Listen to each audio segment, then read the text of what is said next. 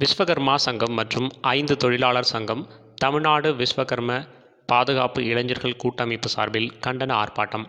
கடலூர் மாவட்டம் விருத்தாச்சலம் பாலக்கரை ரவுண்டானாவில் மங்கலம்பேட்டை விஸ்வகர்மா சங்கம் மற்றும் 5 தொழிலாளர் சங்கம் தமிழ்நாடு விஸ்வகர்ம பாதுகாப்பு இளைஞர்கள் கூட்டமைப்பு சார்பில் கொரோனா காலத்தில் வாழ்வாதாரத்தை இழந்து வாடும் தொழிலாளர்களுக்கு நஷ்ட ஈடு கேட்டு மணிகண்டன் தலைமையில் கண்டன ஆர்ப்பாட்டம் நடைபெற்றது.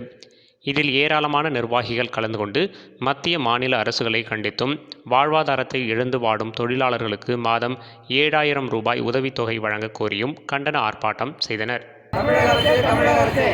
மக்களை சாவடிக்காது, எங்களுக்கு வாழ்வு கொடு, எங்கள் நலவாரியத்துக்கு தக்க சன்மானங்கள் கொடு.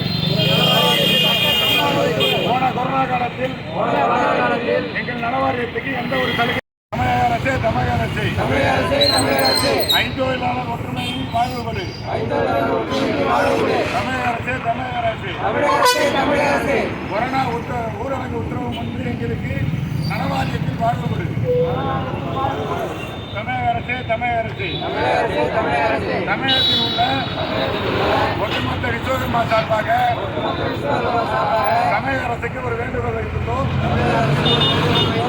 5 தொழிலாளர் நலவாரியத்தில் தக்க இந்த கொரோனா காலத்தில்